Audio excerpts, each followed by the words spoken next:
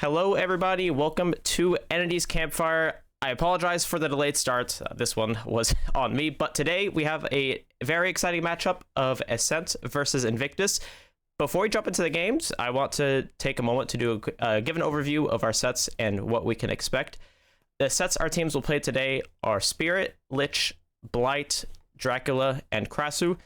This provides a good blend of gameplay styles and game flow throughout our matchup. Going in order, Spirit on the Wrecker's Yard is a tried and true S-tier set. Survivors aren't typically expected to have long chases, but rather aim to outplay the killer with their macro or strategy. It's common to double a shack or central generator at the start while the first chase dies in a far corner. Despite Spirit having one of the strongest chase powers in the game, she lacks in mobility and map pressure. Next on set 2, the Lich on Ormond Lake Mine is quite different. Survivors aren't expected to take this same death spot strategy, and there aren't really those pockets they can die in on this map, and they will typically opt to play out their chases as Lich is not as oppressive in the 1v1. But this map does give the Lich a lot of tools and opportunities to swing the trial in their favor. Ormond Lake Mine is not a large map, and some spells such as Fly were buffed some time ago, making his map pressure more viable. In addition to this, there are many elevation differences featured in this map, allowing the Lich to make use of Flight of the Damned or the Skeletons. Set 3 is Blight on Ormond 3, which will bring us back to an S-tier set, but unlike Spirit, the Blight has a very strong chase power and map pressure. This is what sets him apart from Spirit. It's much easier for him to move around the map and pressure survivors. The Blight is typically played on the Suffocation Pit, which is an hourglass-shaped map, and this makes the gameplay flow of regular Blight games a lot more focused on rotations and survivor positionings, particularly crossing safely and splitting survivors top and bottom. While Ormond Resort 3 does not have this choke point for the Blight, there is a lot of visibility to spot out survivors, and they will also have static points of safety, such as God Pallets by the Snowplow and upstairs in the main building. And assuming there's not a 3-0 sweep, we have the Dark Lord on Cold Tower 2. The Dark Lord is similar to Blight in that he has a strong chase power and map pressure, but to a lesser extent. This map also features strong generator setups on the right side of the map near the main building, causing survivors to lean back into this death spot counterplay and dying away from the generators. But using Hellfire, the Dark Lord is also a strong camping killer, punishing bad deaths more harshly. And sometimes post-pallet density here, Cold Tower 2 spawns setups favorable for survivors, but it is up to them to make use of these resources and execute their strategy. If we make it into set number 5, though, this is where it gets very interesting on the Krasu. The Krasu, upon leeching the survivors, has a potential to be oppressive in chase. However, she has a major weakness, which is altruism. If survivors who are not infected come in and body block for their teammates, the Krasu is forced to go through a long animation, and this in itself gives the survivor being chased distance, but it can feel very abusable at the top level, where survivors are coordinating consistent altruism plays and making the Krasu work very hard for an elimination. I did just speak a lot about all of these sets, but put simply, they will give us a good variety of strategical and mechanical gameplay and push the limits of our players today, not only in chase, but also their ability to work together as a team. With that being said, our players are now ready, and we'll be back in just a moment for our first trial on the Spirits. And I apologize again for that delayed start time. We'll be starting up in just a couple seconds.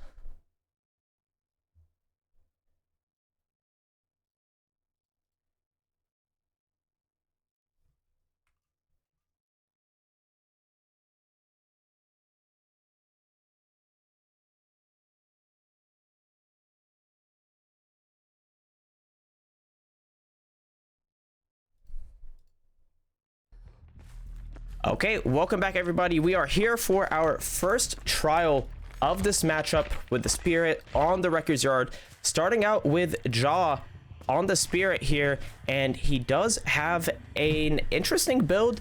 We aren't seeing Pain Resonance as it is banned on the Spirit, but we have that very common Eruption and Dragon's Grip combo here, and can be very deadly on the Spirit. I believe, was this Spitz being found first? No, this is Kexo being chased first here, and Jaw actually opting to not chase this at the start. And interestingly enough, Killer Shack is part of the corrupted gens, which I don't commonly see very often. I feel like that is almost an unusual thing. But that I do think is kind of a big deal in this early game. The survivors cannot double the shack generator like we commonly see at the beginning of these spirit matches. So I wonder if they will be opting to split gens or double a different one.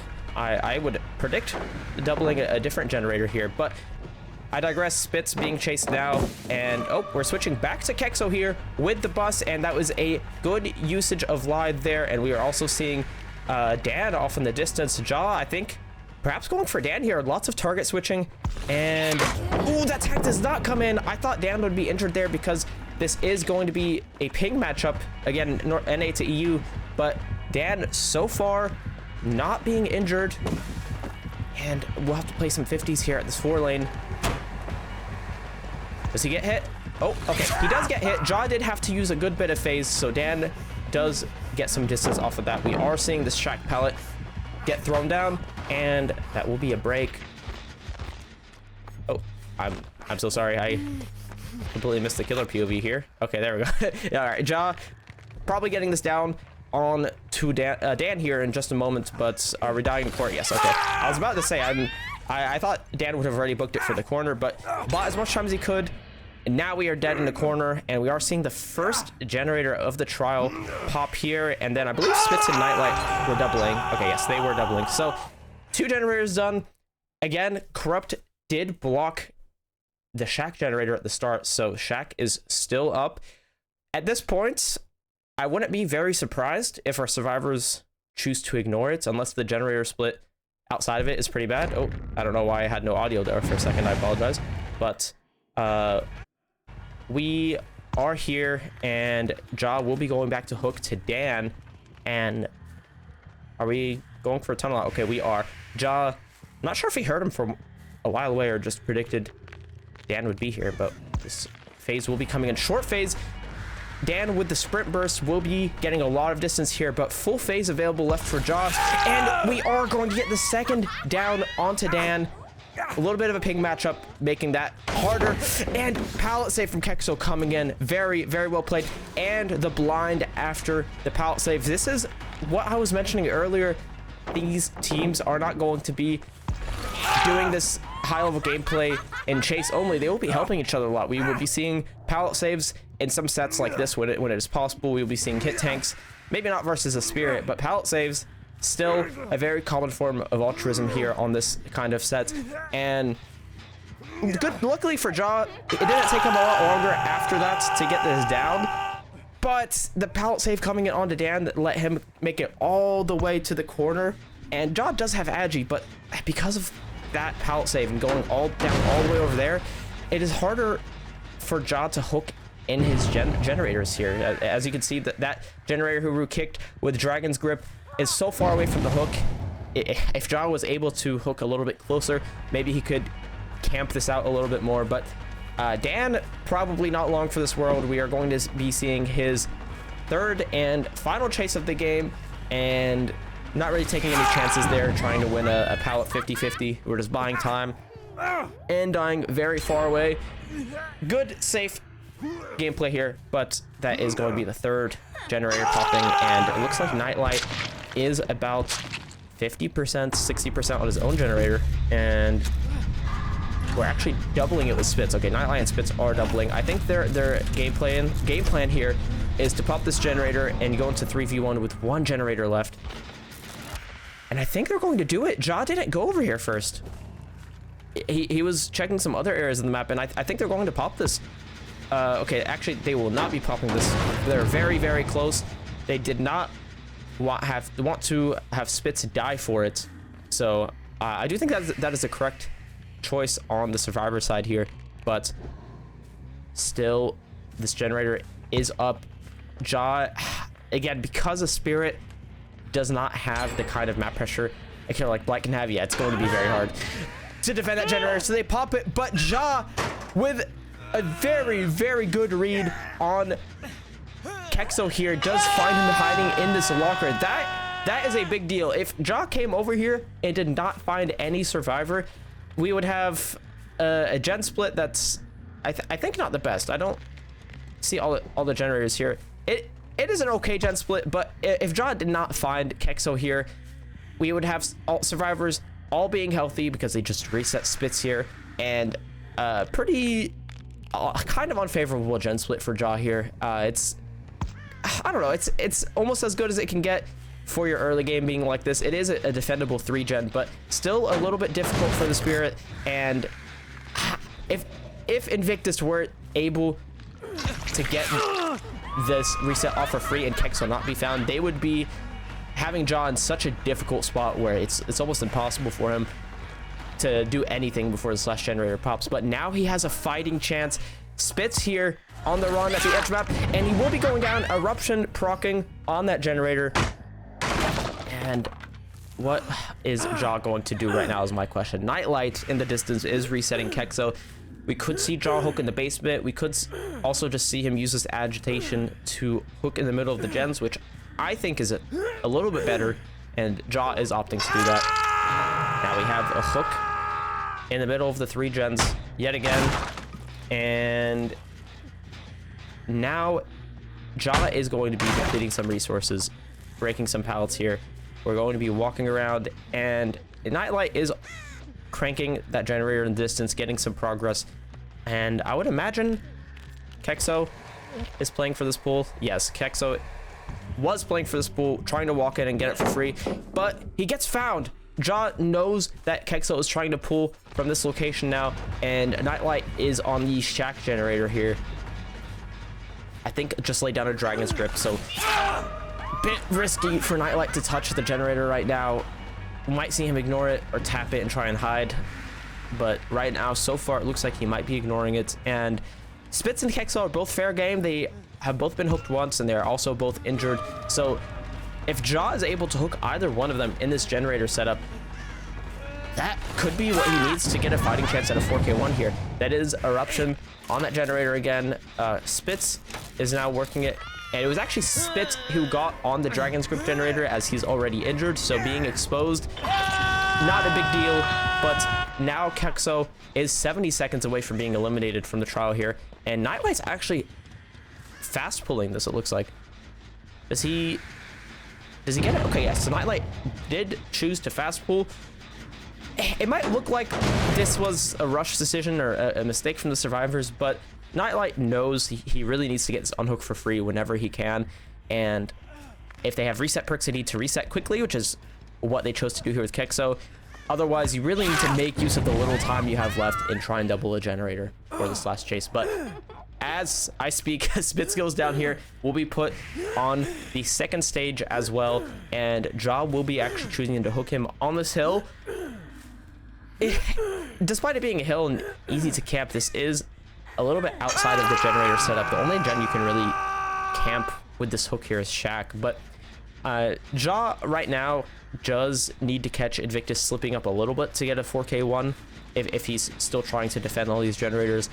Or honestly, I don't even think it's off the table to get a 4K after all these generators have popped, if Jaw plays a very, very clean Spirit match the rest of this trial and lands those phases. But really anything can happen. I can honestly see survivors making a little bit of a late game comeback here and getting a few stages out the door. And I could see Jaw with another prediction like we saw earlier, still bringing this back and getting a 4K. I do think this late game is really anybody's game here. Anything can happen, and Jaw is actually comfortable taking that injury and coming back to the generators. Nightlight is now our only healthy survivor in the 3v1, and I think, are we looking for a reset? I think Jaw's looking for a reset. He knows they're healing because the heal just came in, and Kexo is going to be dying this pallet. Can't really pick up though. Spitz is right here playing for pallet save, and very good bait by Jaw, starting the phase. Oh my god, Spitz I think knew exactly what Jaw was doing, or maybe he didn't, and went for the pallet save anyway as a last-ditch effort to get some outs here. But very, very good by Invictus here, calling that out from Jaw and getting that pallet save onto Kexo. This game is not a 2v1, at least not yet, and Invictus survivors are really clinging on to this late game here.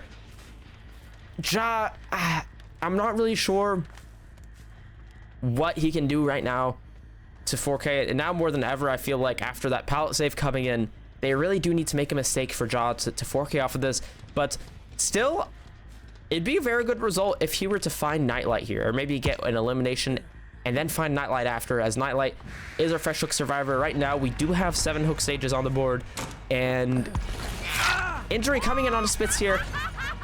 Ja knows he can't really commit, though. He knows he doesn't have time. If he commits to Spitz here, they would double the last generator and definitely pop it. But Kexo, I think maybe baiting a little bit, trying to bring attention away from the generator, but Ja knows this is going to be generator they're working. It is a little pointless to work that other generator near the pockets at 3, but because of that, we are going to see them just split the progress between this generator and the killer shack. Not always ideal to have shack left in the 3 gen, but that early game with corrupt affecting the killer shack as well, I think this is probably the best that Invictus can hope for. And Ja does find, I believe this was Spitz here again, and will the tag be coming in? Not yet. Spitz doing a very good job and making around. Oh, but did send it a little bit and get caught out, so Ja will be taking the injury. But again, across the map, you don't really have time to commit, but at this point, I think Ja realizes he just has to cut his losses and do it anyway, get that eruption, and maybe if you can get this elimination, it would be enough. Oh, no angle for the flashlight save coming in. Kexo not getting that, but I don't think Nightlight has enough progress here. We're only about 50% on this generator, and did I? Okay, that was my fault. I thought I spectated a little bit before the hook came in, but I was wrong, so we have the killer bug again. But anyways, now we're at a 2v1, and I do want to say 2v1s are usually where the game slows down a lot, and in most cases, if there's a generator with a lot of progress, it's usually still possible for the survivors to pop something, right? But even though they're both healthy, Ja has Dragon's Grip, and that 30 seconds Dragon's Grip is active, making it so the generator just isn't workable. It's a very, very big difference maker here, because these survivors have to wait that out or run the risk of getting insta-downed, and if that were to happen, the game is pretty much over. So Ja right now, I do think, has a better chance of getting a 4K1 than before. Not really what I expected with how that early game went. It wasn't necessarily terrible for Ja, but the survivors did make a very good early and mid-game performance, and really I think had control of this trial for a while. But yeah, if I have to analyze this game a little bit, I really think this trial started slipping away from the survivors a little bit the moment Ja found, I believe it was Kexo, in that locker, and we had a couple survivors getting on death hook after that, and so much pressure. The pressure was really going back and forth here, because I believe after who was it? I think Spitz got the pallet save on another survivor. At that point, I really thought Ja was not going to get a 4K, at least not a 4K1, maybe a 4K0. But again, Ja really good decision making this game and brought it back somehow, and we are seeing a 4K1, which I do want to say isn't the worst result from the survivors. This is a common result if the killer plays particularly well, or if there's some kind of mistake that happens, or if the killer capitalizes on something. And in this case, it was predicting Kexo in that locker and then finding a rotation later in that game by Kexo for that unhook. Little things like that, I think, piled up. And despite the strong early game and that pallet save coming in, Ja brought it back.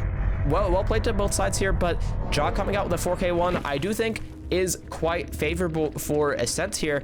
And on the survivor side, they just have to pop all generators to win. So we will be right back as we set up the lobby for the next trial with Ascent on the survivor side and Invictus on killer. Stay tuned, we'll be right back.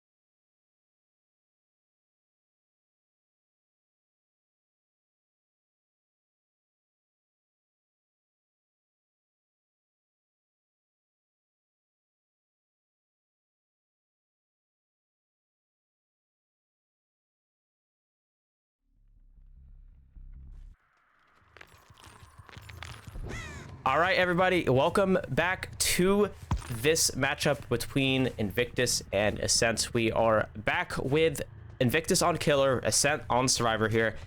Pedro playing the Spirits, and this is going to be a very, very good semifinals matchup. I can already feel it. We did see a 4K1 come in on the Killers, sorry, what am I saying? We saw 4K1 come in from Ja last match on the Spirit, and right now, early tag coming in. Pedro finds Wispy and gets that injury very early. But, oh, that could have been problems for Ascent, especially on ping. That swing almost came through, and Wispy could have been hooked basement at the start or in the middle of a generator setup or something. That could have been very, very bad. But Wispy making that pallet makes Ascent still in this match so far in the early game. And Crane pallet here. I think Wispy knows Pedro can try and do something to outplay it. With the Spirit also being on ping, he just pre-sends it away. And this is the kind of stuff I love to see at the high level, because even though Spirit is an S tier killer who has such a strong chase power, Wispy knows he has to do something like that, like send it away early, and he did it in a way where even though Pedro saw him, he was still able to come all the way over here to this edge map filler and waste time before he dies far away from the generator. So Wispy will be the first hook of the trial, and let's see what our survivors are up to. I don't know if that was a double or a triple on that generator, because I'm not seeing a whole lot of progress outside of that. It could, honestly, I wasn't looking enough at the survivors at the start. That could have been a triple. I'm not entirely sure, but right now it looks like Ja is playing for the unhook. Zaphis about 25% on his own generator. Angel's about 20% right now. And as we can see, Token coming in. Ruin is up. Devour Hope is still coming up. The survivors did cleanse Thrill earlier in the match, but Zaphis getting hit there by a little short phase. Safe Spirit micro here by Pedro, just making sure we're getting those hits and not going back to hook. He knows he came too far and the survivors are able to reset, so he's actually just opting to commit to Zaphis here. And this will be another down coming in. Hook stage number 2, still at 4 gens. And right now, unless they cleanse these totems, Pedro doesn't necessarily have to 4K to get a good result here. With that Devour Hope, you don't really need to tunnel. You can just get value otherwise. But mid-sentence, as I speak, it looks like Devour Hope has been cleansed. And right now, Ruin, I believe, is the only Hex that's still up. So maybe no Devour Hope value coming in for Pedro here. But we are going to find a Wispy again. So honestly, tunneling is back on the cards. Back on the table here. And Pedro pursuing Wispy here again. And, Ja, I'm not sure what that was. I think, is this a fixated build? Okay, wait. Oh yeah, fixated champion, I believe, is a banned combo. I'm not sure why he was trying to use me. Maybe trying to make a little bit of noise with the clicking sound, doing something to throw Pedro off a little bit. Not entirely sure, but regardless, that injury did not come in onto Wispy, and we are seeing looks like Zaphis getting a little bit camped to second here. And if Pedro can confirm this second hook stage or force a trade or something like that, then I think he is still in a pretty good spot and can try to get this at least 4K1 tie condition here. Because Ja put up such a good result for Ascent last match, the only way Pedro wins this for Invictus is if he gets a 4K2, which, ooh, very, very good timed swing. It gets Angels right around Zaphis, just at the perfect distance there to the end of that lunge. But again, Pedro has to get a 4K at 2 generators left to take this win, and that is no easy accomplishment, especially versus some survivors like this. And right now, Pedro does get the second down onto Zaphis, and Ja in the distance just now has popped the 3rd generator of the game. The second half of the trial, what happens from here on out is going to push the limits of what Pedro can do. I don't want to count him out, but I do just have to say, in my humble opinion, it will be very, very difficult for Pedro to get the win from here. You have to do something and kill all the survivors before they pop one more generator. And unless Ascent does something very, very bad, to put it simply. I don't think Pedro could do that, and then I think that seals his fate. There's almost no world he can get a 4K2 here. Jaw has used For the People onto Xaphus, and will let him extend this trace even more. I think Xaphus was trying to hide there. If he was able to not be seen, that would be even better, because they could keep this match a 4v1 even longer. But Pedro, checking the right area, does find his tunnel out Xaphus here, and he will be dying. That is a pretty fast down onto Xaphus again, considering that they used For the People. So I do want to see the generator progress. Angels is about 60% on this generator, and Wispy and Xaphus Wispy and Jaw are doubling the Killer Shack. I think it was about close to 70% there, but now they're going to have to leave it as Pedro comes here, and still not able to kick it for Eruption or anything, because Ruin is still active. That will be passively regressing.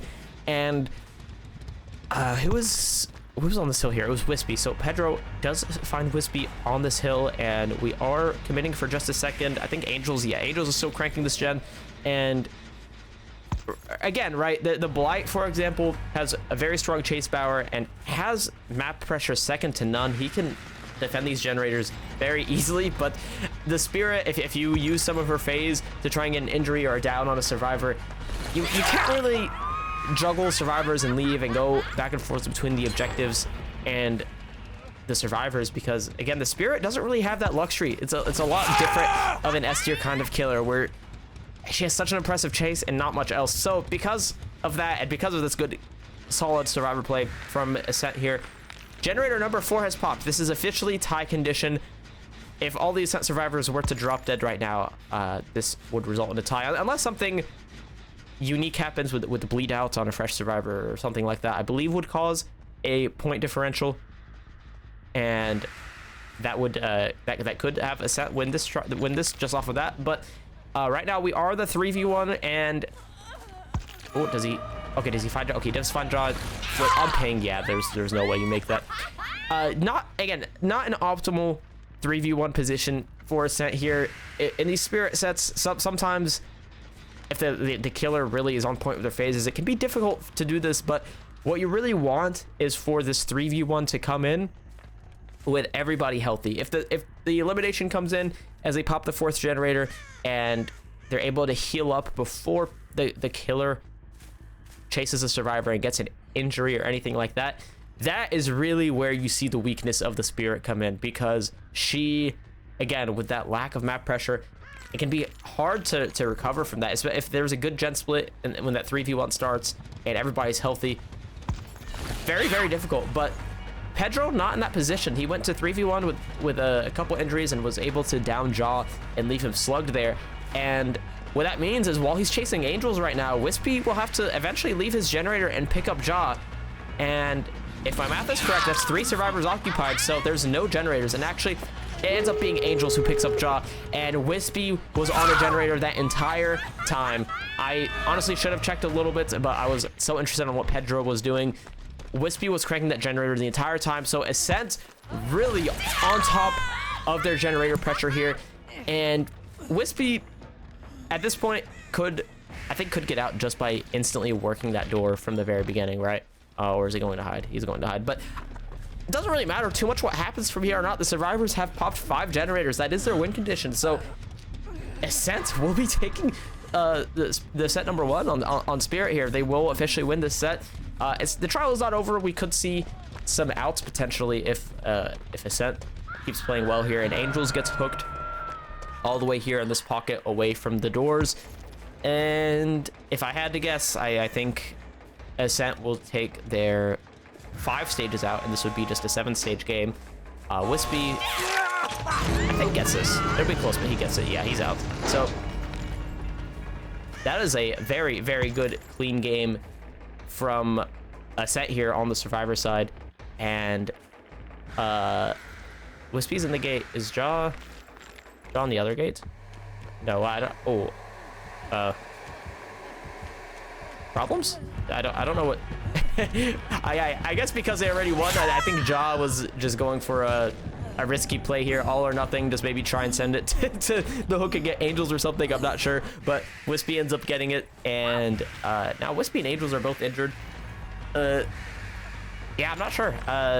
Angels does still have endurance off this hook here. How much left though? We still have like 3 seconds. Pedro tried to swing in front of Angels and block the window to wait out that endurance. Actually, a very good play there, but Angels was able to vacuum into that window vault in time, so not able to do anything. But now, Ja, the fresh hook survivor, will be hooked in this pocket here, and if they leave, this will be 8 stages instead of 7, compared to if they just left Angels. So slightly less good results. They end up giving an extra hook stage there, but I respect it. Ja was just going for the unhook instead of doing the store here as a risky play because the outcome of the trial already was determined. But all that being said, Ascent will be taking set number 1 on the Spirits, and we will be going into the next set in just a second here, which is, I believe, Lich on Ormond Lake Mine. So we're going to go ahead and set that lobby up, and we will be right back for that next trial. Stay tuned.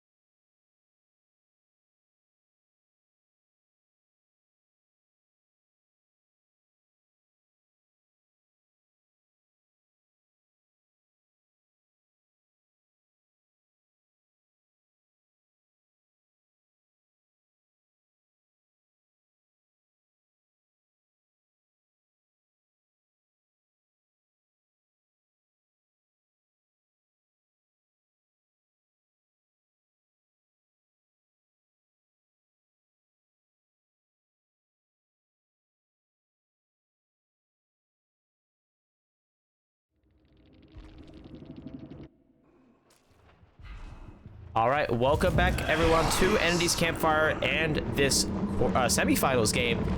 Last set, we just wrapped up the Spirits on Wrecker's Yard, and Ascent was able to take that victory over Invictus, end up being a 4K1 from Jaw on the killer side versus, I believe, 8 stages by Pedro. So very, very well played by Ascent in that first set. But right now we're actually seeing this first chase come in onto Jaw. And I feel, I don't want to speak too soon, but I feel like we could see a different kind of result from this set. If I'm not mistaken, I believe that the Lich was one of the Invictus picks for this game today. And Pedro blocking Jaw from doubling back with the flight. So very, very well played by Pedro here. This will be the first hook of the game. And I believe Angels and Wispy are doubling a generator over here as part of that. That's part of the 3 or 4 gen. And I want to see which one. Okay, it looks like it's actually main building, and I unfortunately cannot switch perspectives too much because of a fun bug on the Ormond Lake mine where there will be an issue with too much snow on the screen. Eventually it can pile up to be a lot. So if you notice me these 2 trials sticking to killer a little bit more than usual, that is why. But I digress. Angels here does get found off this generator. Pedro, I think with Maychan can definitely get a hit here. Yeah, with Maychan coming in, will be an injury onto Angels, and Pedro surely will be going back to hook now. Wispy looks like to be the savior here, and Pedro, I think, probably should go back and pursue Jaw. But okay, he's actually trying to get some pop value first. Pop goes Weasel on this gen, and recently, Pop did get a little bit of a change. So I feel some people are a little mistaken on how it works out. It's 15% flat instead of 20% of the current progress. But that 15%, unless I'm mistaken, does stack on top of the base kit 5%. So basically every time Pedro kicks a generator pop, it's a 20% flat regression, which is a very, very good amount you can use to try and control these gens. And Maychan coming in, Jaw doing such a good job. I'm not sure if he juked the skeletons or crouched at the perfect time or just got lucky there, but skeletons going through the wall, not hitting Jaw, and very, very good read there by him as well, getting the pallet stun, not only the stun, but towards the outside of main building. So he has this whole room to work with, and his hit tank coming in from Wispy will give Jaw some more distance into the map. So this is, again, what I was talking about earlier. These survivors are at the high level. They're not going to just be having impressive chases. They are working as a team excellently here. This altruism, I think, is really what you need to see if you want to have every edge over your opponent that you can. But like I mentioned at the beginning of this matchup with the little analysis of all these sets that we have coming up, this map has so many elevation differences, like so many for the Lich to use the skulls. So Pedro really taking advantage of that and gets that second down onto Jaw. Not really a whole lot Jaw could do in that situation. If you try and react and dodge or crouch the skeletons, you're mispositioned in the tile and will go down to a basic attack anyway. So in that particular situation, you kind of just have to hope and pray you don't get hit by the skeletons. But Jaw, I don't think is long for this world. He is probably going to be going down here unless we see some kind of hit tank come in. And perfect timing from the skeletons from Pedro yet again. And Jaw will be put on his 3rd and final hook. So this elimination coming in with so many generators still up is a big deal.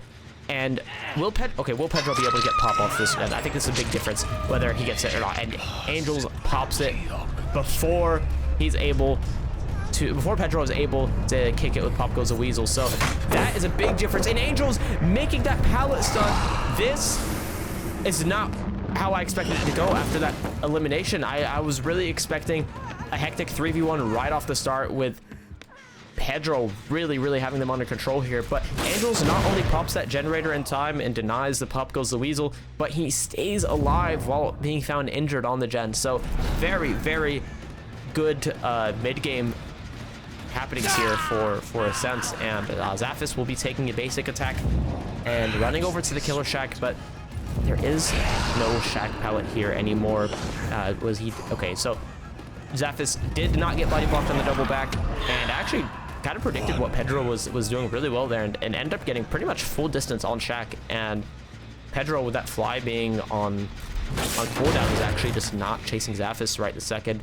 Eruption on 2 generators and a little bit of a loose 3-gen we can kind of see here. The generator at about 3 o'clock, if we're using these clock comms, is the one that's a little bit safer to work right now, but the one on the bottom left side of the map, the one mid map, and the one, was there one in Shack? I think it was Shack as well. That is our 3-gen, which honestly is pretty good. I think Pedro, if he's able to hook somebody in this setup, he could really hold it for a while. But yeah, that last generator is Shack. So yeah, these 2 generators and that mid-map one are definitely holdable, especially in 3v1, especially with everybody injured, especially with these perks. But there's just one thing you need to happen first. You need a down. You really need to get a down here, because if you can proc Eruption and buy enough time to push them off or get a hook in the setup, then you could probably defend it. But right now, so far not coming in, but I spoke too soon. Zafis getting hit by the skulls. Again, I love this map for the Lich here. It's so good for showcasing the kinds of stuff you can do with his spells, and Pedro's really taking full advantage of this. Right now, who's on this generator? It was Wispy. Oh, if Wispy goes down here, I think it's problems for Ascent. Okay, problems indeed. Angels gets a pick up onto Zafis, but Pedro, if I were him, I would just get this survivor and take a deep hook. And does he have one? He has a pain resonance here. Well, okay, my question is he going to take this pain res or go all the way basement? Pain res. Okay. It actually looks like Angels and Wispy, as soon as Zafis was up, just instantly doubled that generator, which, you know, I don't know why I didn't think of that possibility. For some reason, I felt like Zafis was slugged far away from that generator, but he was actually pretty close. So, yeah, that last generator pops. This match escalated very quickly. I don't even think Pedro had a bad mid game. I just think early game, I'm sorry. I just think the altruism, especially that good read by Jaw in that chase, and then that hit tank coming in from Wispy, let this game go on for a little bit longer as a 4v1. And as many of you I'm sure know, in this game, if you're able to keep it a 4v1 for a long time on the survivor side, you can have a lot of good gen efficiency. And we've seen all 5 of the generators pop right now. I believe that's 5 stages that Pedro has right now. And the unhook onto Zafis comes in for free, which is a big deal. Wispy getting found here. Does he get hit by the instant skull? He does not. He is able to crouch that. And is anybody on this gate? Okay, Angels just got on the gate. You definitely want to make sure Angels gets out if you're playing on a set right now, because he is the fresh hook survivor. But right now, Angels showing himself baiting a little bit. Ooh, wow, Pedro actually able to interrupt this gate from Zafis a little bit. I thought that they would get this off in time, but Pedro pushes him off just at the right time.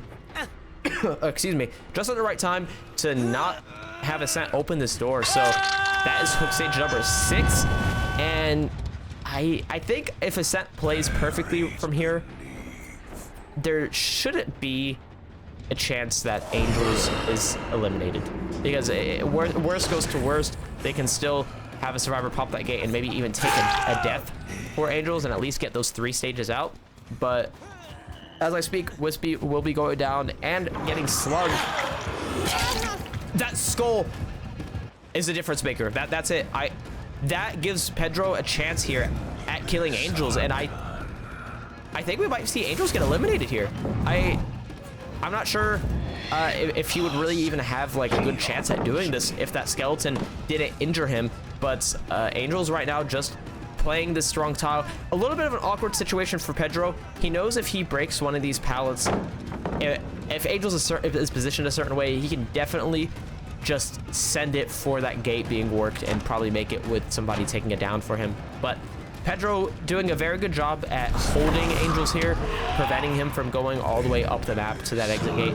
And yeah, like I said, we're going to see another survivor come in and try and take it down for him. Pedro probably spell canceling here to go through. He does fly through Jaw, and this, I'm not sure what's going to happen here. I really want to see the survivor POV. Angels kind of stuck here. You really cannot go overextend. And did that body block come in? Did Jaw hold him there for a second? Are they all out?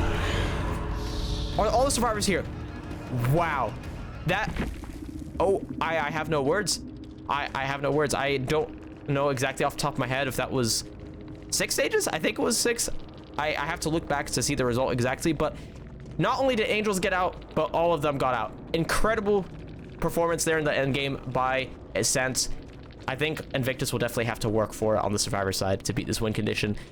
Whew, we'll be right back. We're going to set up this next lobby, and we'll be here for trial 2 of this match. We'll be right back.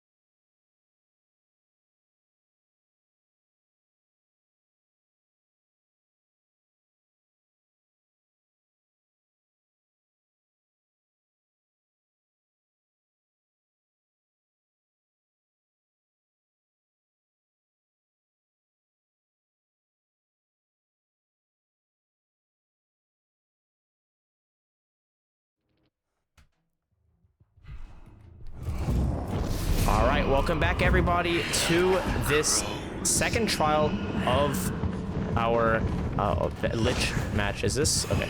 I don't know why this map looked brighter. We do have the orange filter on, but Angels playing killer for Ascent now, and we are seeing first chase come in on, is this Pedro? Yes, this is Pedro. We'll be taking a hit through the Killer Shack window, and we'll be getting some distance into the map here. Angels doesn't really have the most difficult win condition. We did see a lot of outs last trial from that very good late game by Ascent. So Angels right now doesn't even really have to play the 4K. You will need a good amount of stages to take this win. But very, very good body block coming in onto Pedro, denying that window. So very, very good mechanical gameplay from Angels so far here, really using the strength of that fly spell. And right now, I think this will be a pretty, okay, this is a pretty favorable hook spot. You have her hooking around top of this active generator, so Invictus is going to pretty much have to ignore this generator for a little bit at least while Pedro sits on this hook, and that will be a pain resonance coming in.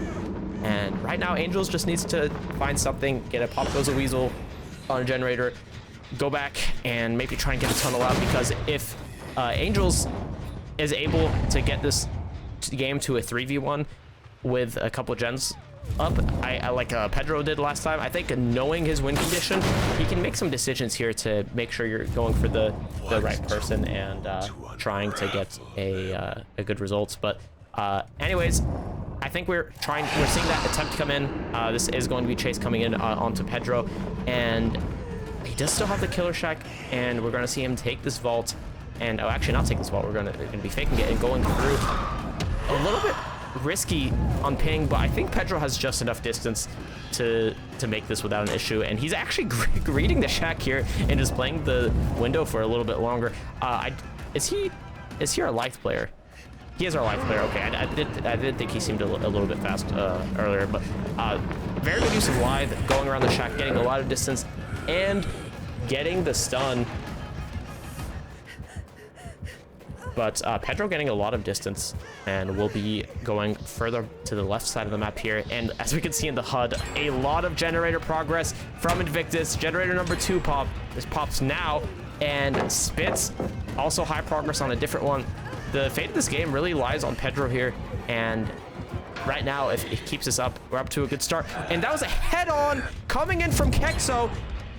Pedro is all the way at the top side of the map with this tower pallet. And okay, our staff here did confirm for me in the background. I wasn't entirely sure. Last trial, we only saw 6 stages come in, and I believe it was on 3 different survivors. There was one fresh hook being Angels. So Angels only has to get, oh, very, very good short swing through. Pedro had the right idea there to camp the pallet and redrop it, but does get hit because of this ping in this matchup. But anyways, last trial, Pedro for Invictus only end up getting 6 stages on 3 different survivors. So to get enough points to win this, Angels just need 7 stages of any kind. 7 stages at all in any variation would be a win. Or if you get 6 stages with all your fresh hooks accounted for, Angels would also win based off of that. So that's really all he has to play for. You don't have to play for 4K. You don't even really have to play for high stages. You just have to go for 7 stages or get a lot of freshes and go for your 6. But in the distance, Spitz did get that unhook onto Pedro and use for the people. So that makes the tunnel out attempt a lot more difficult if Angels were to go back. And I think he recognizes that, so he's actually just going to spread this pressure and go for Kexo here. But, oh, good body block. I think, was Pedro body blocking for Kexo here? I think that was Pedro. And he realizes that, Pedro realizes that Angels doesn't have to tunnel to win. He can just get his freshes. And body blocking on the stairs there gave Kexo a lot of distance. And if Kexo didn't go down there from that Pedro body block, then that would, I think, put Invictus in a good spot here in the mid to late game. But Angels ends up just getting the down to Kexo. We saw him hook Kexo, get that pain resonance value, and now who is this? Is Dan? Okay, this is Dan. So again, Angels he's not playing for a total out. He's not playing for a 4K. I think it looks like Angels is just playing to get all the possible pressure he can off of Pain Resonance. We're getting our fresh hooks, getting our Pain Resonance to regress these generators, and in the end game, if you can just walk away with 6 stages for fresh, that would be a win. And Angels knows that, so that does put him in a unique position here on the killer side of the trial compared to last match, where he knows his win condition. He knows this is all he needs. And Dan is going to be chased here in the middle of the map, and Pedro is here to help. All he has to do is wrap this filler, and that's all you have to do to be safe. Yeah, and this window ties into it. Dan can just waste as much time as possible here. Just keep running around it, and whenever he's in trouble, Pedro is here to take a hit. And yeah, they're doing very good. Pedro also playing in a way where he's staying healthy as long as possible, only taking the hit when Dan absolutely needs it. And this is the best way to support your teammate in chase here. But right now, it actually looks like Angels is target switching a little bit to Pedro here.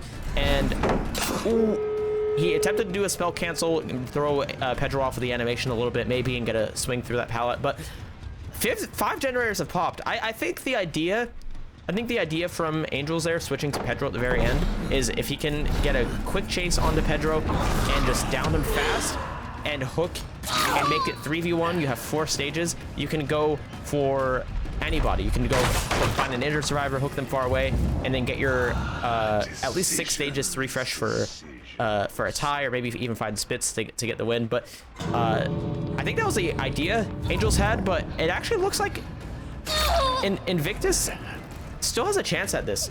We have 3 hook stages on the board right now, and we only have 2 freshes. If Angels were to pick up Kexo and hook and eliminate him, that would only be 5 stages, aka not enough to win. So Angels knows that he can't go back and pick up Kexo. You need to go and get something else. If he's able to down Dan right now and hook him far away, that would be 6 stages if Dan were to die on the hook.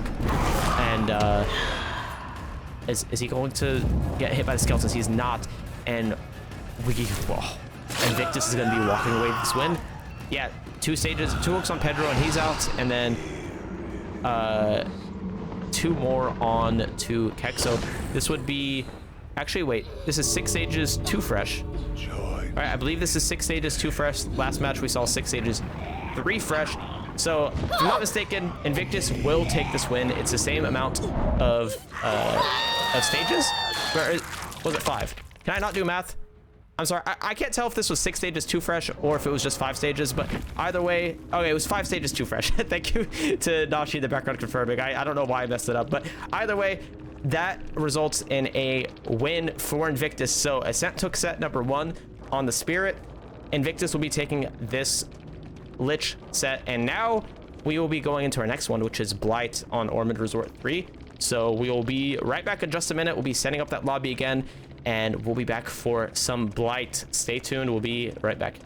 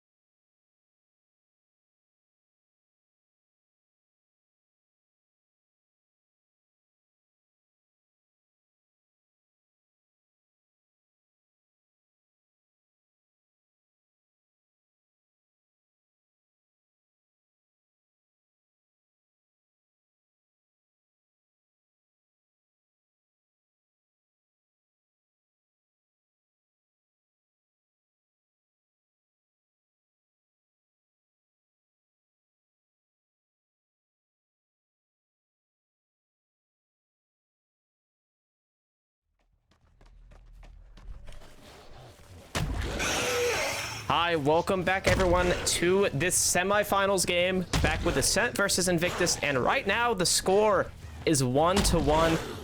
Ascent 1 Spirit, Invictus 1 Lich.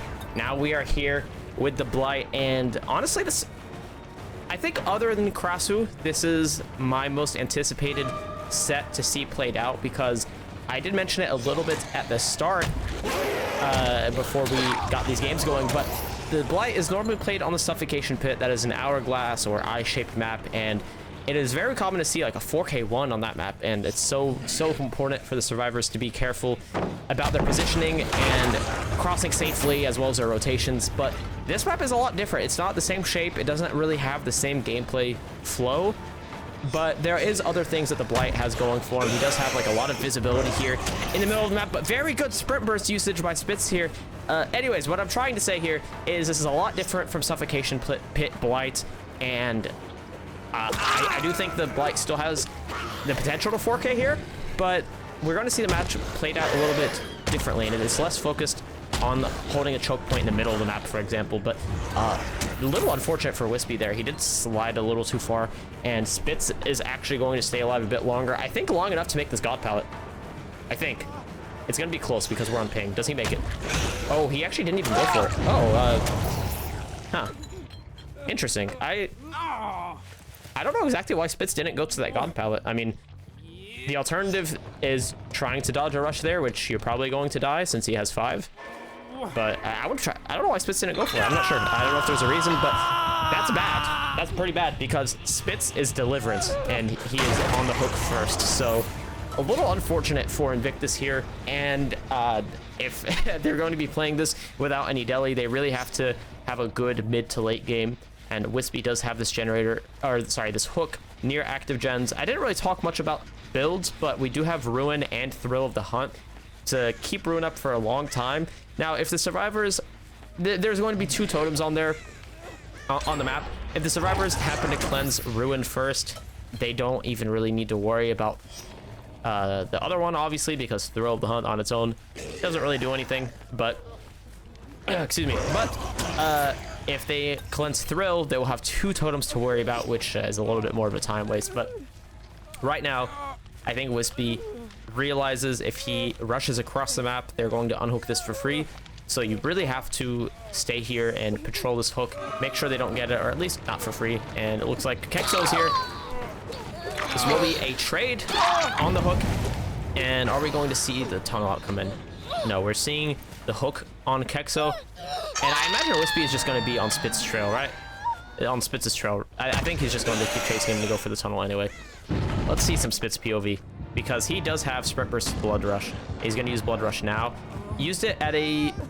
I was going to say at a good time, but not so good time, because we're a little cornered here by the snowplow. And I think if you waited about like now, you could use it and waste some more time. But honestly, I think Spitz had the idea to unzone himself with that Blood Rush and Sprint Burst, but a little unfortunate timing. He's not really able to get much use out of it here, and that is the second generator of the match popping.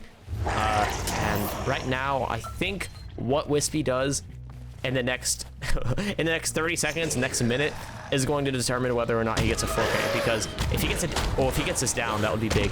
Is he going to? No, he is not. Okay, I was about to say, if he gets this down onto Kexo and then makes his way back to the hook, that is a lot of pressure. But that down doesn't come in, and what does come in though is for the people from Dan. Dan does get that off.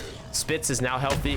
I imagine he's probably going to hide, right? Oh, I hate this camera bug. Okay, if I try and spectate Spitz, the camera angle is so high. I think that's a new bug on this game, which is very unfortunate. Yeah, I can't spectate Spitz. I'm sorry for all the Spitz fans out there. I'm sure you would like to see the POV of this chase from Spitz, but unfortunately, John behavior does not want me to do that. And Wispy converting this rush into Pedro, it looks like, actually. And is he going to commit? I would be very confused if Wispy commits this. Okay, now he's not. All right, guys, I have to say I'm a little confused about the game plan for Wispy now. I'm not sure if he's just abandoning the tunnel out for now. and trying to see if there's any high progress gens. But conversion there, again, coming in on the Kexo. If that were to hit, that would be a pretty big deal, but not quite landing. I'm a little surprised that didn't hit. That short swing on the pallets, not going through, and Kexo, I don't think makes this, especially on ping. Yeah, we don't make this pallet.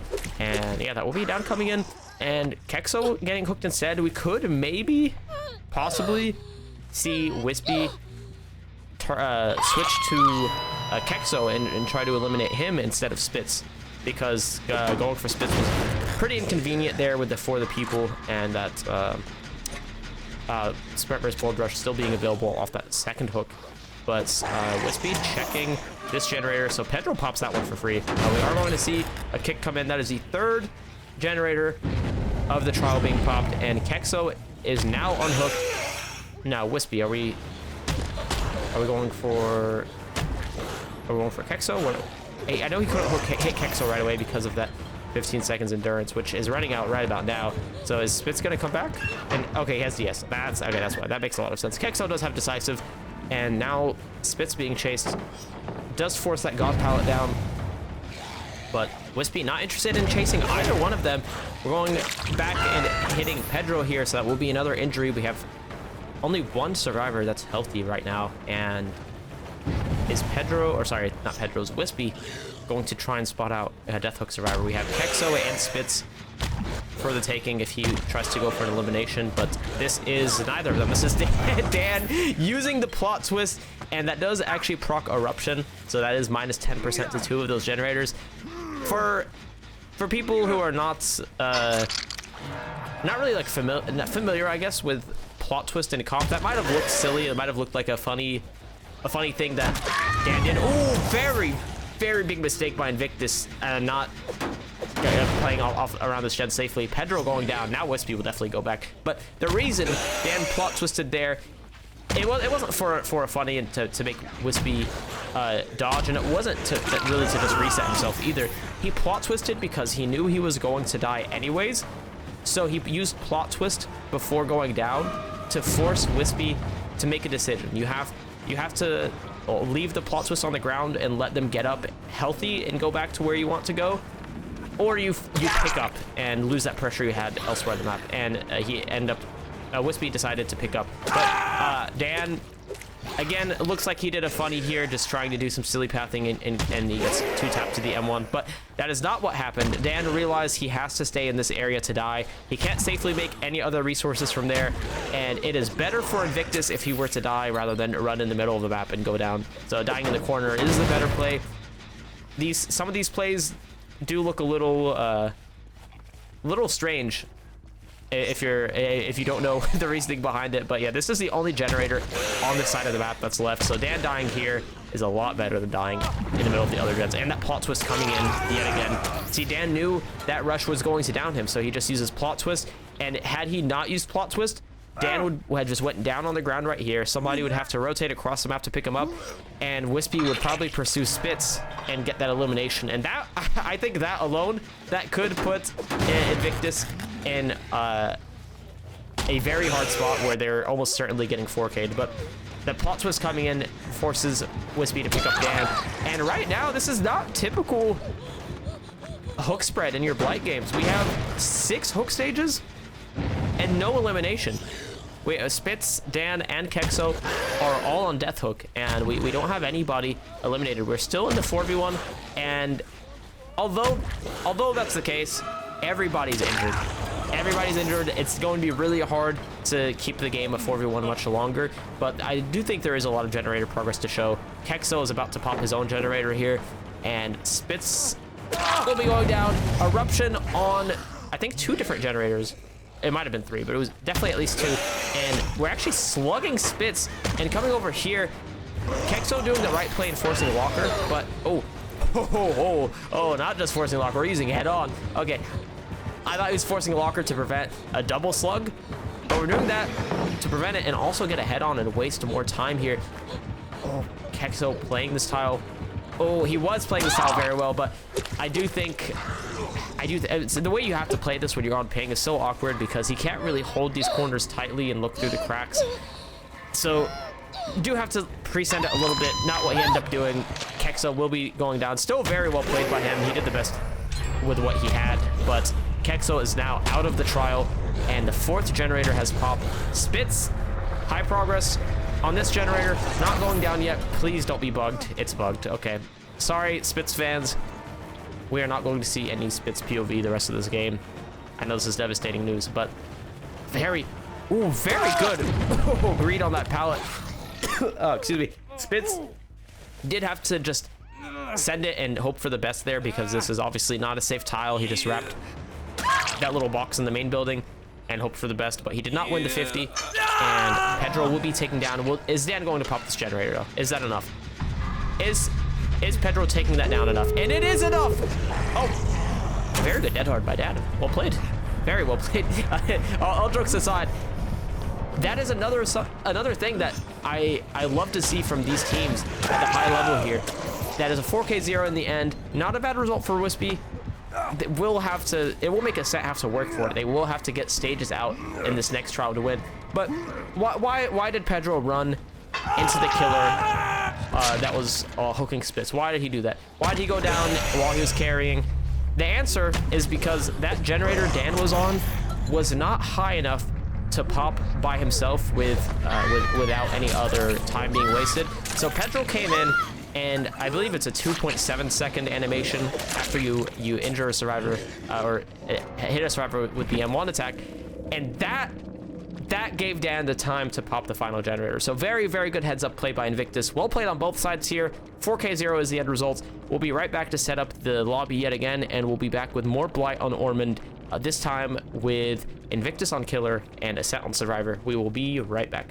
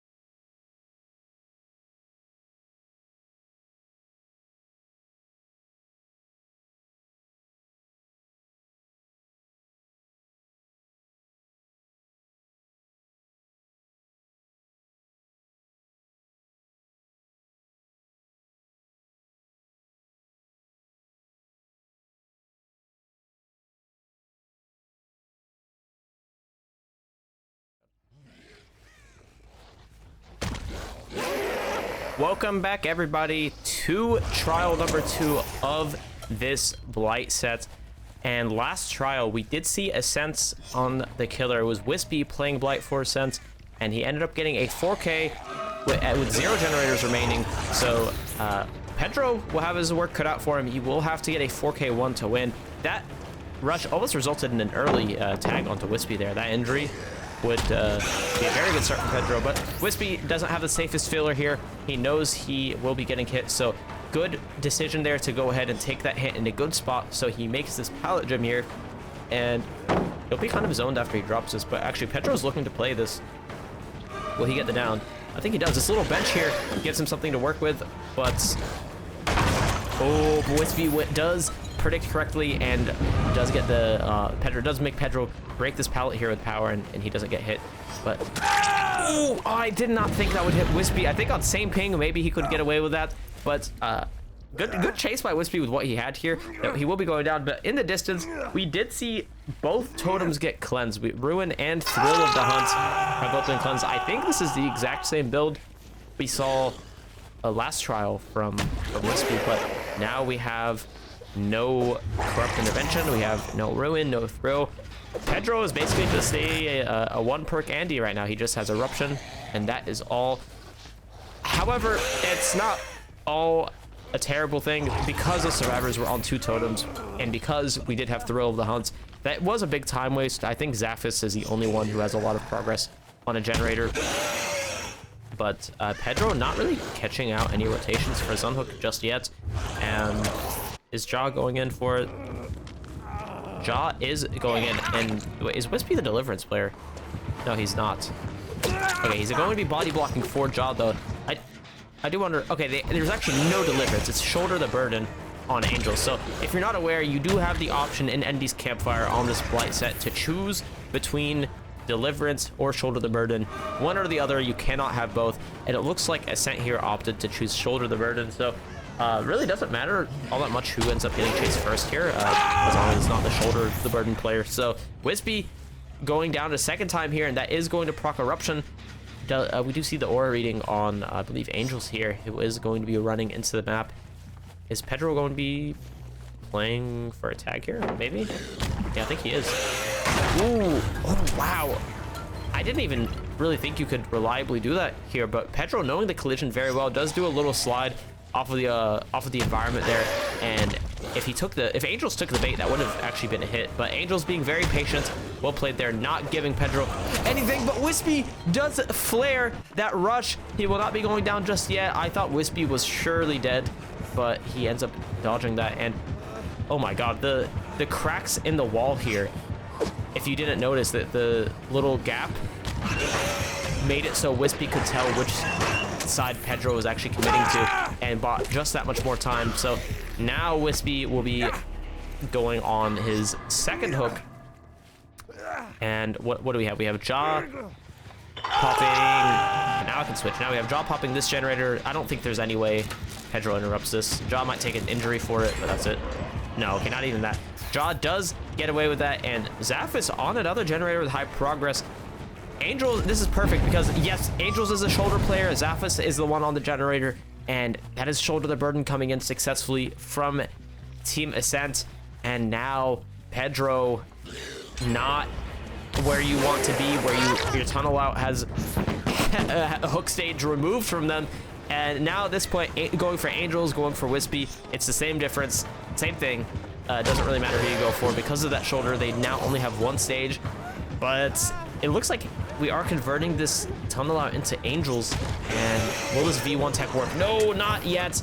Not going to go down. Angels avoiding death just a little bit longer. Pedro doing a very, very good job, I think, mechanically on Blight. But I think it's just Ascent is also just playing very solid. But now I do want to say, Decisive and Lithe on Wispy is strong anti-tunnel. Don't get me wrong, it's strong, but converting the tunnel out into Angels, I'm a little bit worried for Pedro. Not that I'm rooting for a specific side here, but if he goes back and chases Angels, he has Sprint Burst and Blood Rush, and oh, Resurgence on Angels. I think that was Resurgence, right? Yeah, that is Resurgence on Angels. and Zaphis will make it. So Angels is not only healthy off this hook, but he has 2 sprint bursts. He has 2 whole sprint bursts he can use. And okay, he does lose the 50 on sending it around the rock, but we did hear that sound effect. Angels did proc the second sprint burst using Blood Rush there and ended up getting injured. So we got the double speed boost. But is he going to react to that here? Okay, he does. Pedro is going to go ahead and break this pallet, but this is the 5th generator that's about to pop, and Pedro, I think, is just fighting an uphill battle now. That shoulder the burden coming in really put him in a hard spot now, because after this last generator pops, all Ascent has to do is get a stage out the door. It doesn't matter if it's Angels, if it's just one person that gets out, if it's 2 people, if it's just 1 stage on Angels, or anybody. It doesn't matter. Any stage out would be a win for Ascent, and Pedro right now has to do something, and I would argue also has to hope Ascent messes up, because it's still 4v1. We don't have a tunnel out. We have a generator with very high progress right here, and then Jaw cranking another one, yeah, across the map almost, or pretty far away. That's about 40% now. And Live coming in on a Wispy. He will be going down, so I think that is okay. That is Eruption on the very high progress generator, but is Angels playing for it? No. Okay, Angels is actually resetting his Zaphis by the shack. So Pedro not seeing any progress there. He sees the heal come in. He knows that they reset. They're not on that generator right now, so he's actually going to convert over here. Maybe chase Jaw, but no, he does lay down. Was that Eruption? No, Eruption was on cooldown. That was just a dry kick. And Zaphis is popping. Yeah, I think Zaphis solo popped this generator, and poor Pedro, not really anything you can do now. The game is pretty much over. All the survivors have to do is have somebody work an exit gate, and then whoever's being chased, they either die far away or they force a locker when they're dead. And it's pretty much a guaranteed out or some outs. And yeah, Pedro really not able to do anything at this point in the game. I think this shows how strong Shoulder the Burden really is. Some players, it's I guess up to preference and their playstyles. Last trial we did see Invictus opt to bring Deli.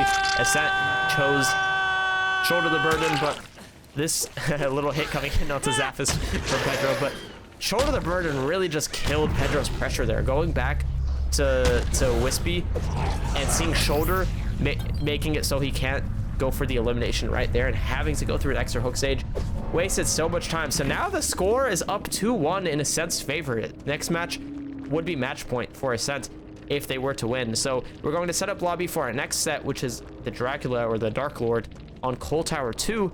So we'll be right back in just a second to get that set started. We will be right back.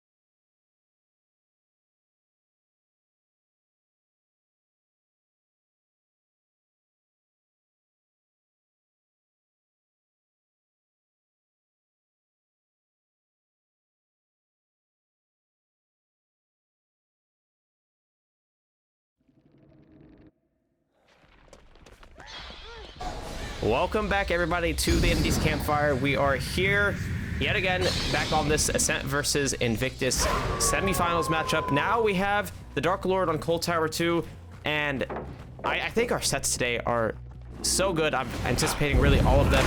As a Dark Lord player myself, I am very excited to see what Nightlight has to show for us today. But Angel's not taking the bait. That usually results in a hit when people hear the wolf pounce. They start charging the pounce. They juke a little bit too much. But Angel's, I think, very good heads up play to dodge just a little bit, but keeping his distance. Nightlight does hit the Hellfire there though, and Angels is going to be playing this pallet and gets his Lithe off, and he will definitely be making this filler here, or this torment tile for pallet, and we are seeing the pallet break come in. Nightlight on Angel's trail. I think Wispy and Jaw are doubling a generator. Yeah, they're doubling main building while Nightlight is chasing Angels. And if you were here an hour and a half or almost 2 hours ago, you might remember me saying that the Cold Tower 2 a lot of the time spawns strong generator setups on the right side of the map for killer, and a lot of the times you'll see somebody try to die on the left side of the map opposite from main building, or you might just see a double like we saw come in there. So like Ascent did. So we doubled the main building, and now I think there's 3 gens on each side of the map. It looks like, if I'm not mistaken. I guess one of them is kind of mid, but there isn't a 4 generator around main anymore. Yeah, we see there's this top mid generator. There's that one at 12 where Nightlight is looking directly at right now. That one behind main and main. That was a nasty 4 gen setup just in this top right corner of the map. And I do think it was a good heads up play by Ascent to go ahead and double the main building. So now it's not nearly as big of an issue if they leave the setup right now. It's still a 3 gen Nightlight it could work with, but having that 4 gen is so much more devastating on the survivor side. But Nightlight, knowing Angel still has that endurance, he is going to be patient on this pallet and does respect it a good bit. But Angels right now, I think, will be going down. Yeah, you do not make this on ping. And Wispy and Jaw are actually splitting 2 high progress generators. They're both about 75% right now. And Zaphis pre-rotating for his unhook. This, actually, wait, no. He's actually getting back on his generator. We have about 40% on this one. And he was going to be playing for this unhook. I wonder, I mean, our For the People player is on hook. It is Angel's host For the People. So I guess right now it doesn't really matter too much who rotates in for this save. You're not really able to play into For the People. But Nightlight knows he's losing his generators slowly, and seeing that there's only one person here, I think he could make the assumption that they are actually splitting. And there is a lot of generator progress here around the map. I think Nightlight might, oh, he's actually, I was about to say, I think Nightlight might just go ahead and hit Angels and try and get a little 2-tap after getting rid of the endurance, but he's actually just waiting it out on Angel's trail. We will be using Lithe here, so Nightlight can't swing for it just yet, but Angel's going down, losing that 50, and that's the thing on these ping matchups. If you're going to take the vault, you have to take it early. You will be getting hit if you hesitate, but Eruption tells Nightlight there's 2 survivors there, but he's not able to get here in time. Jaw and Wispy will pop this generator, and now this gen spread is looking very favorable for Ascent here on the survivor side. We have that generator near the top side of the map in the vision of Jaw here. That's all the way across the map from, I think, is that Shack? Or it's okay, it's a generator right next to Shack. Nightlight actually, wait, is he, I thought he was leaving Jaw. It might have just been a little teleport bug on spectate. Yeah, he's actually committing to Jaw. But right now, I think Ascent really understood the assignment on getting the generators, understanding the generator setup, and then doing what they have to do to break it. And now Nightlight has to defend 2 generators that are so far away. They will definitely ignore that middle generator and just choose to pressure this one here and the one next to Shack. Wispy is showing himself here. Oh, excuse me.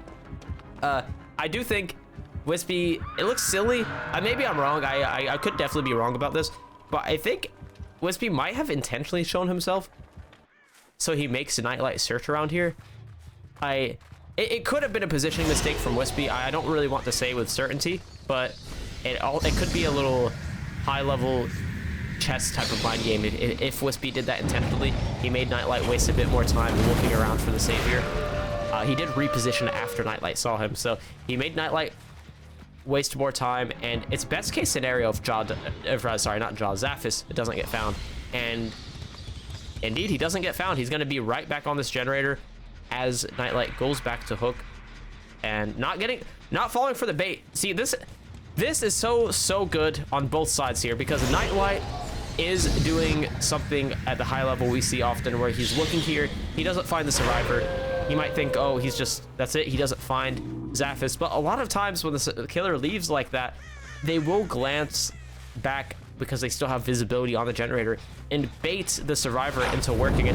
But Zaphis was still inside the killer shack, not in line of sight of the killer, but still positioning the camera to see if Nightlight was baiting. And he saw Nightlight was baiting, and he didn't give him any information.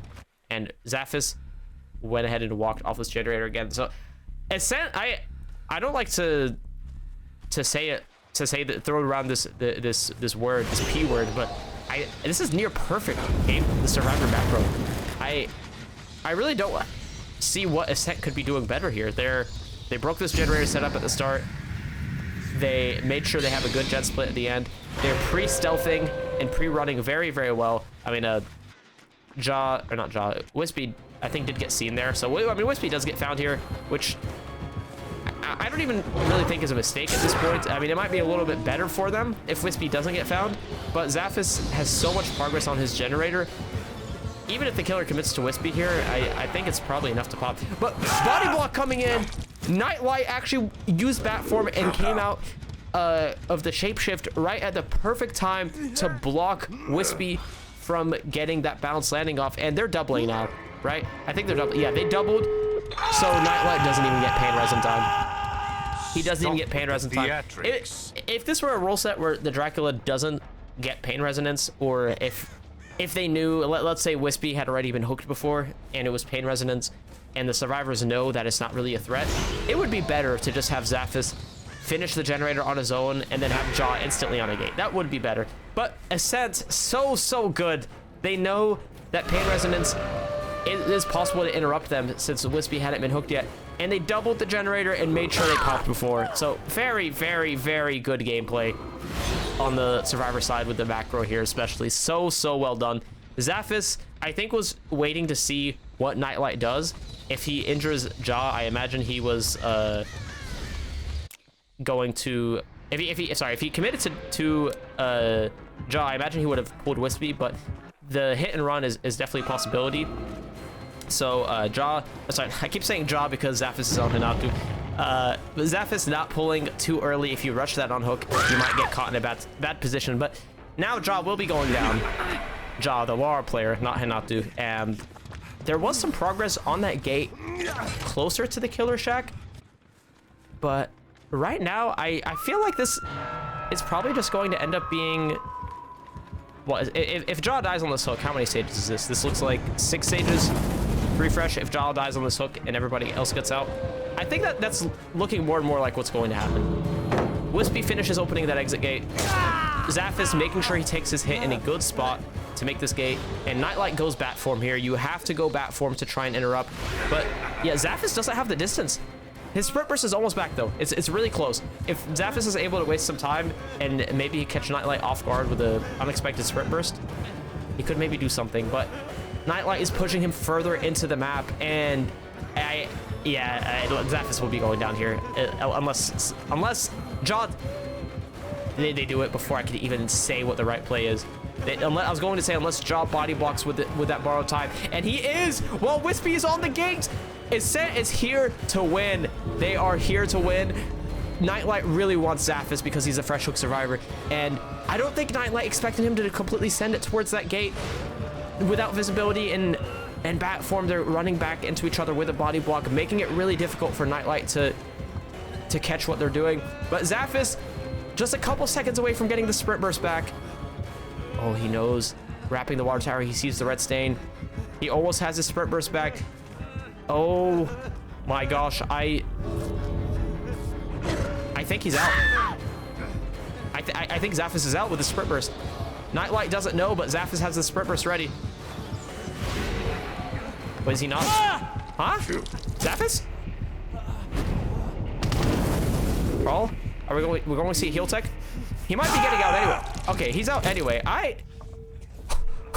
Zaphis, are you okay? I don't know why he didn't use that sprint burst. He was like almost perfectly 99, but here, let me look and do some numbers real quick. That's 3 hooks on the Angels, and then this will be another 3 on Tajala, and then 1 on Wispy. So I believe that was 7 stages, 3 fresh. So Farewell, pathetic. I don't want to say this is a very good or very bad result for Nightlight. It is closer to the middle of the line, but I will say Ascent did a very, very good job in this trial. I do think 7 stages is a pretty nice result for Survivor. They did very, very good in their macro from early into end game. Nightlight did make some very good decisions and showed off good micro skill with the Dark Lord as well. But 7 stages, 3 fresh looks to be the final result. We'll be right back setting up this lobby, and we'll see Invictus on Survivor, Ascent on Killer. We will be right back.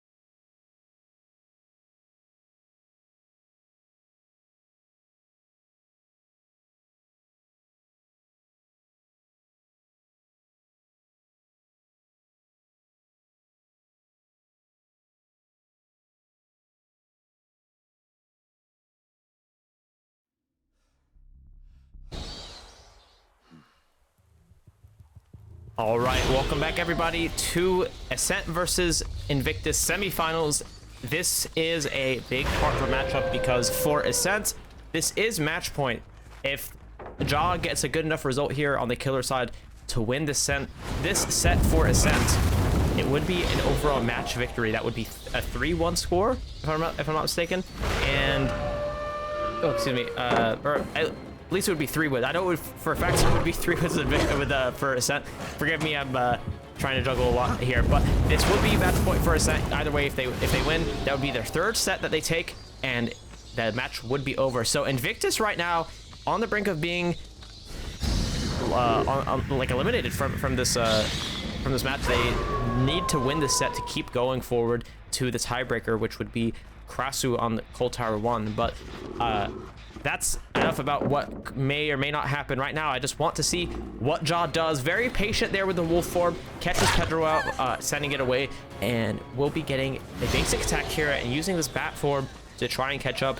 Pedro does have this pallet, but versus Hellfire, not the safest. You really just have to hope that the killer misses, and Jaw did indeed miss. So Pedro makes it to this tile, and he is, on the bright side, going to be dying in the corrupted gens. So we see Spitz and Kexo getting progress off in the distance, and Pedro will be dying away from that. Very good pathing. Oh, he actually almost made that. Very good pathing by Pedro there at the end of this chase. I thought he was able to wrap those boxes and make this pallet again, but he ends up going down. I think Spitz and Pedro are splitting, right? Yes, they are. They're splitting 2 different generators. And is Dan hiding for... Okay, Dan is hiding to get 4 of the people off. He was actually sitting in a locker for it. And Jaw right now is going to be laying down Eruption on this generator. And that was also a pain res on Pedro. That we did see 1 pain resonance token get used, so that was minus 20% on the generator. And Eruption here is on the Shack generator and that one closer towards the middle of the map. And Spitz actually goes ahead and gets the Shack pallet stun. And is Jaw going to leave? He's not going to leave. He is on Spitz. Okay, Spitz fans, here we go. We have his POV this time. No spectator bug preventing it now. And it looks like Jaw is actually committing the Spitz now, at least for an injury. Is he going to stay on him? I think he's actually leaving. He's leaving. Dan, oh, looking in the locker. Kexo was hiding in the one right next to him. What? He was setting up a head-on. Okay, Kexo was setting up a head-on around the water tower. I'm not sure exactly if Jaw saw scratch marks nearby. I spectated just too late to see what came before that, but almost catching Kexo in that locker, and I think that would have been the 2nd time in this matchup Jaw finds Kexo hiding in a locker, so that would have been a little bit funny. But either way, Jaw does get his 2nd hook of the game here now, this time onto Spitz, and that is another pain resonance. We are going to be kicking this generator, but Eruption is on cooldown, so that is just going to be a dry kick, and Jaw knows somebody is in this general area with these scratch marks.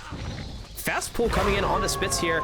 Looks like Pedro unhooked that, and such a good body block from Spitz there. It doesn't look like it was a big deal, but Pedro, I think, was almost guaranteed to be injured there if Spitz didn't body block for like 1 second and give Pedro all that distance. And now that is, I believe, live off of that pallet. Yeah, it was live. So little things like that we see from these top level teams really sets them apart from the rest. That is keeping Pedro from being injured even longer, and Jaw predicts Pedro's pathing here and baits with the pounce charge there, and actually ends up getting a basic attack instead, which is better because now he can pounce.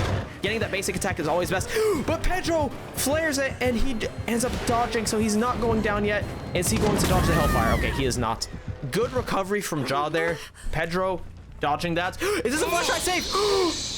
Oh my gosh, Kexo coming in for the flashlight save, and that is Champion of Light as well, so potentially slowed down a little bit. I think he was slowed down. I switched spectating after the hinder went away, but very good flashlight save from Kexo, keeping Pedro alive for even longer.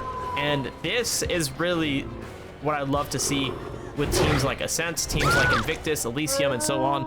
This kind of altruism is really what sets them apart from other teams, even at the mid to high level. Executing these is not easy to do like at a consistent way to really help your teammates get the most out of everything. It's not easy. I do want to say both Ascent and Invictus on their Survivor games here, I think, are showing off really, really excellent altruism. And for the people coming in onto Dan, why did Pedro scream here? Oh, it was come to get me. Huh, wait. That's interesting. Dan unhooks Pedro, which is the survivor who is in danger of being tunneled out, and uses for the people to protect him. But then Pedro uses come to get me. He's going to scream and say, you know what, I'm going to show my aura to the killer. I think maybe feeling confident, especially with the Lithe on the builds, and there is a lot of progress around the map. Maybe trying to bait Jaw into going for a tunnel out and getting a long chase on the Pedro, maybe is my guess. But regardless, Spitz is going to be injured here, and where'd he go? He's actually down. He went down outside of main, but went downstairs outside of main. But Dan almost gets caught out, vaulting back into the main building. Jaw almost hits him through that, but for now, Dan is safe. And is he holding the check spot around main? No, he has already left and safely makes this tile. Jaw just breaking these pallets, getting these resources down. Who does he find here? This is Dan. Dan playing this not the safest on ping. You kind of have to, yeah, I was gonna say, you have to react to that pounce. If you don't hear him charge it, or if you get baited a little bit, it can be hard. But well played by Dan. He does realize Jaw's going for that, and okay, yeah, Dan will lose a prediction here and eventually go down. This will be hook stage number 4.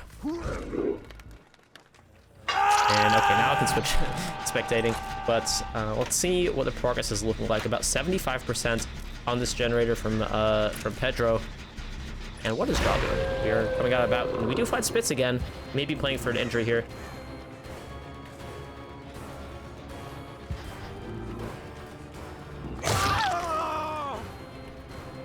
And the tag does come in. I don't think he's committing to Spitz though. We are going to see Kick come in onto this generator. Pedro is the Death Hook survivor, so do have to be careful, but then again, Pedro does have Lithe. He can definitely make a good chase here.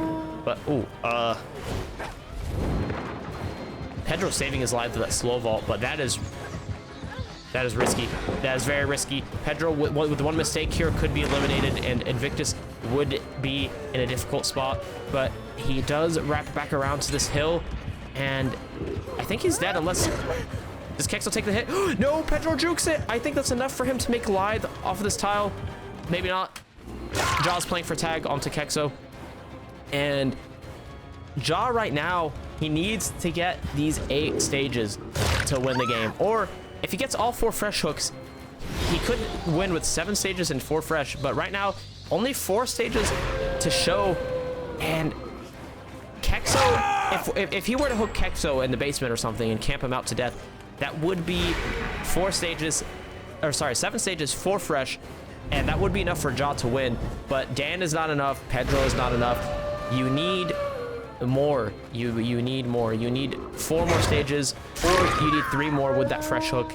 And Pedro is going down here, so this is going to only award 1 more stage. Now I believe we'll be at 5, but Jaw still needs a few more. We're at 1 generator remaining, and I think the survivors understand that they need to get a reset off. A full reset would be good, but at least getting 1 or 2 survivors healthy would really help their chances here. Dan does have resilience, still broken from For the People for a little bit, has now expired, but Kexo with Iron Will hiding in this locker, unless Jaw makes a hard prediction again and opens that locker, he has no way of knowing Kexo's in that locker. So a little bit of slow play from Invictus here on the survivor side. They really need to be careful, because at this point, one mistake is all it takes for Jaw to walk home with this. That's all that needs to happen. Jaw is looking around for a reset, potentially breaking some pallets, but reset does come in onto Dan. Kexo's the only other injured survivor, and he's continuing to hide in this locker with Iron Will, but I don't think Jaw will find him. Okay, oh gosh, Jaw's going towards the killer shack. Is he going to check a locker? Jaw has some kind of foresight with this kind of stuff. In that spirit set, he just opened that locker and found someone. But okay, Kexo, I know Kexo's shaking in his boots right now. He got found in the locker in the Spirit game. Ja opened the locker right next to him earlier in this trial, and he went close. But Ja, luckily for Kexo, Ja is not opening any lockers right now. And Invictus really understanding the assignment. They have to play slow and be careful because, oh, he's going right next to the locker. Ja only needs a few more stages because, again, right now we have 5 stages on the board, and we have pretty much no progress around the map. Yeah, all the generators are at nothing, and Kexo is your win con, pretty much, Ja. That's all. If Ja were to find Kexo in a locker or bait him to jump out, that's all he needs. But Kexo, I wish I switched to the survivor's perspective sooner. I thought I was going to see Kexo still in that locker, but oh my gosh. Dan and Kexo met in the basement to reset. Now, that sounds very silly because why would you reset in the basement? But Kexo, if he jumps out of that locker and tries to... If he gets out of that locker and tries to go somewhere to get reset, he runs the risk of being found, and then that's a fresh hook being found and put on the hook with no progress. That's game ending. So the smarter play is for Dan to sneak into the shack, and then all Kexo has to do is walk downstairs and they can reset in the basement. That is actually it's a bit of a unique play. You don't really ever see that in comp that much, but honestly, I think it worked out amazing for Invictus. They got a full reset, and Dan will be going down now. So this is hook stage number 6, I believe. Yeah, this is hook stage number 6. 3 fresh. The next hook would be tie condition if it's on Spitz or another hook onto Dan. But Kexo is really just a win con. Even if Kexo doesn't die on the hook, if Ja finds Kexo and just hooks him, that's the win. Ascent has this victory in their reach. They don't have it just yet, but it's very close. Ja, all he has to do is get 2 more stages or just hook Kexo. That is all he needs. And now he knows for a fact Kexo's the one who unhooked because he found Spitz here. So I wonder if Ja will look for him. I wonder. Or are we going for the safe play and we're just hooking Spitz? Okay, it looks like the safe play, hooking Spitz. But Spitz goes down, and we were very close to the win condition. This is Tycon. This will be hook stage number 7, and at this point, anybody is fair game. Ja can go for Spitz again when he gets unhooked, and that will be win. He can find Dan and hook him, and that'll be win. Kexo would be a win.